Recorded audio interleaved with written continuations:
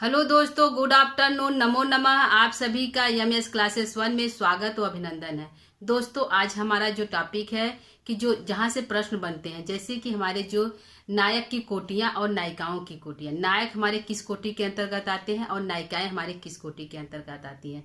नायकों की कोटि कितनी होती है? जैसे नायकों की कोटि हमारे 4 हैं: धीर ललित, धीर प्रशांत, धीरोदात्त, धीरोद्धत।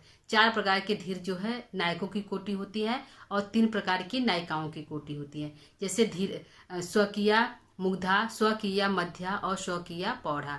3 प्रकार की कोटियां हमारी नायिका की होती है और नायक की 4 प्रकार की कोटियां होती हैं। तो आइए यहाँ से हम देखते हैं कि जैसे कि हमारा है कि राम हमारे किस कोटि के नायक हैं, कृष्ण हमारे किस कोटि के अंतर्गत आते हैं, दुष्यंत हमारे किस कोटि के अंतर्गत आते हैं, और जो सीता, द्रौपदी, यक्षरी हमारे किस कोटि के अंतर्गत नायिकाएं आती हैं। तो यहाँ से जो है प्रश्न हमारे पूछे जाते हैं दोस्तों। तो इस टॉपिक को हम एक बार ध्यान से देख लेते हैं। तो आइए हम स्टार्ट करते हैं अपने टॉपिक को। पहला हमारा जो टॉपिक है कि नायकों की कोटि और नायिकाओं की कोटि। तो नायक और नायिकाओं की कोटि कितनी होती है? तो यहाँ पे नायक की कोटि हमारी कितनी है? 4 प्रकार की है। कितनी है? 4 प्रकार की। ठीक है। तो पहला हम नायक देखते हैं किस कोटि के अंतर्गत आते हैं। धीरोदात्त कोटि के अंतर्गत आते हैं। किस कोटि के अंतर्गत आते हैं दोस्तों? धीरोदात्त कोटि के आते हैं। तो धीरोदात्त कोटि के हमारे नायक कौन कौन है? जैसे कि धीरोदात्त कोटि के जैसे हमारे नायक कौन का है? जैसे राम हमारे हो गए। कौन हो गए? राम हो गए, कृष्ण हो गए। ठीक है, कृष्ण हो गए, अर्जुन हो गए। कौन हो गए? अर्जुन हमारे हो गए। और जो हमारे हो गए दुष्यंत, दुष्यंत हो गए। और जो हमारे राम हो गए, कृष्ण हो गए, अर्जुन हो गए, दुष्यंत हो गए, और जो एक हमारे शिवाजी हैं। ठीक है, शिवाजी भी हमारे हैं। जो एक उपन्यास है अंबिका दत्त व्यास की, जो ऐतिहासिक उपन्यास है, प्रथम ऐतिहासिक उपन्यास है शिवराज विजयम, उसके पात्र नायक है शिवाजी। तो यह भी हमारे धीरोदात्त कोटि के अंतर्गत आते हैं। तो कौन कौन से कोटि हमारे धीरोदात्त कोटि के अंतर्गत कौन कौन से नायक है? राम है, जो हमारे रघुवंशम के नायक है, जो उत्तरराम चरित्र के भी नायक है। तो जो पूछा जाए कि जो राम जो है किराता अर्जुनियम के अंतर्गत ही पूछा जा सकता है कि राम हमारे किस कोटि के नायक है? तो धीरोदात्त कोटि के नायक है। और जो है रघुवंशम के अंतर्गत भी पूछा जाएगा कि राम हमारे किस कोटि के नायक है? तो धीरोदात्त कोटि के नायक है। ठीक है। और कृष्ण हमारे हैं, अर्जुन हमारे जो किरातार्जुनियम के नायक है, यह भी हमारे धीरोदात्त कोटि के नायक है। दुष्यंत हमारे अभिज्ञान शाकुंतलम के नायक है, तो ये भी हमारे धीरोदात्त कोटि के नायक है। शिवाजी है, यह भी हमारे जो धीरोदात्त कोटि के नायक है।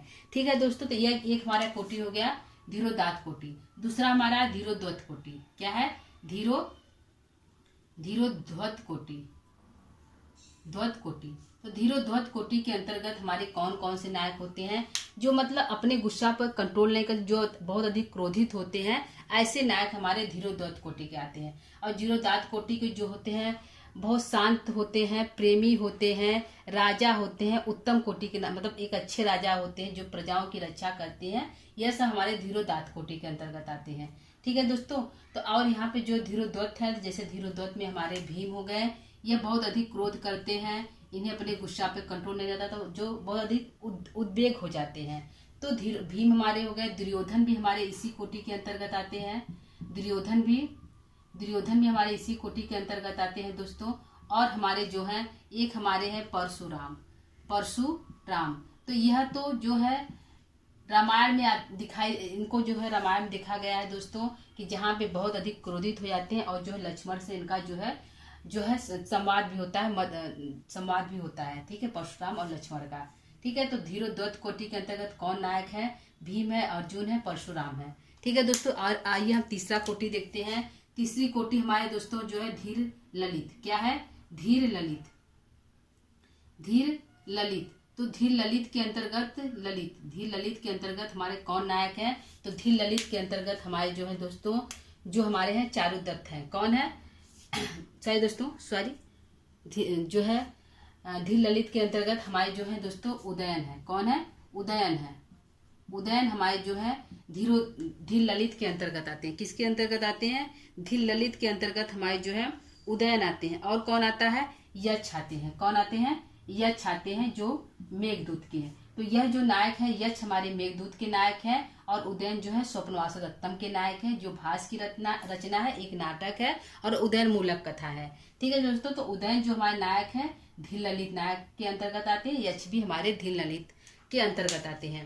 ठीक है। और चौथा हमारा जो कोटि है क्या है दोस्तों, धीर प्रशांत। क्या है, धीर प्रशांत, प्रशांत। ठीक है, जो धीर प्रशांत कोटि को अंतर्गत कौन नायक है, जो बहुत अधिक शांत रहता है, उसके साथ अच्छा हो जाए या बुरा हो जाए, वह बहुत अधिक नहीं बोलता है, तो वह जो धीर प्रशांत कोटि के अंतर्गत नायक आता है, तो वह हमारे नायक है जो चारुदत्त है। कौन है, चारुदत्त है, जो मृच्छकटिकम के पात्र है, जो शूद्रक की रचना है। ठीक है दोस्तों, तो कौन है, चारुदत्त है। चारुदत्त है, जो है धीर प्रशांत नायक वो होता है जो है एक गणिका यानी वेश्या, जो बहुत अधिक प्रेम करता है, उसकी पत्नी भी होती है, और जो है प्रेम करता है बसंत सेना से। कौन किससे करता है, बसंत सेना से करता है, जो एक गणिका है, और यह बहुत शांत रहता है। इसको मृत्यु की सजा मिल जाती है, फिर भी मतलब गुनाह नहीं किया रहता है, फिर भी यह कुछ भी नहीं बोलता है।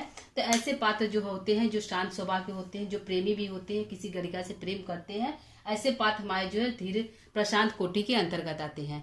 ठीक है दोस्तों, तो आइए हम नायिकाओं को देखते हैं। नायिकाएं हमारी कितनी होती हैं, 3 कोटियां होती है। कितनी कोटि नायिकाओं की, 3 कोटियां हैं, 3 कोटि है। ठीक है, नायिकाओं कितनी कोटि है, 3 है, जिसमें हमारा पहली नायिका क्या है, स्वकीया, क्या है, स्वकीया मुग्धा। ठीक है, जो मुग्धा होती है, जो किसी पर भी जो अपने नायक पर जो मुग्ध रहती है पूरी तरह, जो उनसे प्रेम करती है, उनके सिवा किसी और के बारे में नहीं सोचती है, ऐसी नायिका हमारी स्वमुग्धा नायिका के अंतर्गत आती है। जैसे हमारी नायिका कौन है दोस्तों, स्वमुग्धा, जैसे हमारी हो गई शकुंतला हो गई, कादम्बरी हो गई और महाश्वेता है। कौन है, शकुंतला हमारी है, शकुंतला है, शकुंतला हमारी स्वकीया मुग्धा के अंतर्गत आती है।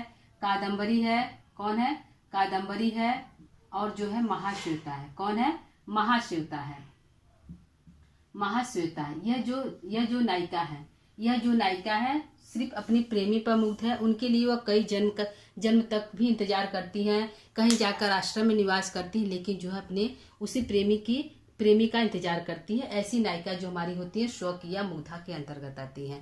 ठीक है दोस्तों, अगला हम देखते हैं जो दूसरी हमारी कोटिया है, क्या है, स्वकीया, क्या है, स्वकीया मध्या। क्या है, स्वकीया मध्या, जो मध्य कोटि की नायिका होती है। मुग्धा होती है जो नायक पर पूरी तरह से मुग्ध होती है, उसके सिवा किसी और के बारे में नहीं सोचती, वह स्वकीया मुग्धा होती है।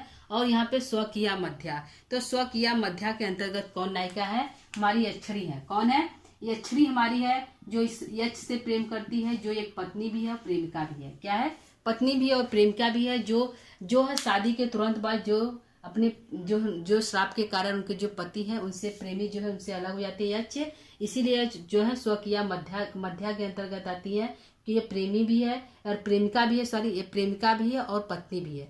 तो प्रेमिका और पत्नी दोनों की भूमिका अदा करी कौन, स्वकीया मध्या के अंतर्गत आती है हमारी कौन, यक्षरी। अगली हमारी है तीसरा स्वकीया पौढ़ा। क्या है, स्वकीया पौढ़ा। पौढ़ा का अर्थ होता है जो पौढ़ हो गए, जिनकी शादी हो गई, जिनके बच्चे हो गए हैं इत्यादि, जो है उसके अंतर्गत जो नायिका होती है हमारी पौढ़ होती है। मतलब जिसकी शादी हो गई है, जिनके बच्चे हो गए, शादी ब्याह सब हो गया, और जो अपने पति से प्रेम करती है और किसी और पर मुग्ध नहीं है, ऐसी नायिका स्वकीया पौढ़ा के अंतर्गत आती है। तो ऐसी नायिका कौन हमारी है दोस्तों, तो सीता और द्रौपदी है। कौन है, सीता हमारी है और द्रौपदी है। कौन है, सीता है, सीता हमारी आती है और द्रौपदी आती है। यह हमारी जो दोनों नायिका है, यह सीता और द्रौपदी, यह जो है स्वकीया पौढ़ा के अंतर्गत आती है। ठीक है दोस्तों, तो यह हमारा हो गया नायक और नायिकाओं की कोटियां। एक बार हम फिर से देख लेते हैं दोस्तों कि हमारे जो नायकों की कितनी कोटियां, तो 4 होती है, धीरोदात्त, धीरोद्धत, धीर ललित, धीर प्रशांत। तो धीरोदात्त के अंतर्गत कौन है, राम है, कृष्ण है, अर्जुन है, दुर्योधन है, दुष्यंत है और शिवाजी है। अगला है धीरोद्धत कोटि के अंतर्गत कौन है, तो भीम है, दुर्योधन है, परशुराम है। और धीर ललित के अंतर्गत कौन आते हैं, उदयन और यक्ष आते हैं। और धीर प्रशांत कौन है, चारुदत्त है। अगला हमारे नायिकाओं की कोटियां कौन है, तो नायिकाओं की 3 कोटियां, स्वकीया मुग्धा, स्वकीया मध्या, स्वकीया पौढ़ा। जो अपने प्रेमी अपने पति पर सिर्फ मुग्ध होती हैं, उनके सिवा किसी के बारे में नहीं सोचती है, वह स्वकीया मुग्धा होती है। जैसे शकुंतला, कादम्बरी और महाश्वेता। महाश्वेता यहाँ की अपने प्रेमी पुंडरीक के इंतजार में जो है 3 जन्मों तक इंतजार करती है। शकुंतला भी आश्रम में मारिच के आश्रम चली जाती है इंतजार करने के लिए। और जो है कादम्बरी भी जो इतना अधिक प्रेम करती है कि जो है चंद्रापीठ के मर जाने पर जो है वह भी अपना प्राण त्यागना चाहती है। ऐसी जो नायिका होती है वह स्वकीया मुग्धा के अंतर्गत आती हैं। और स्वकीया मध्या होती है जो यक्षिणी होती हैं, जो जिनका शादी हो गया है और प्रेमी और पत्नी भी है, और पत्नी जो है प्रेमिका भी, ऐसी नायिका स्वकीया मध्या के अंतर्गत आती है।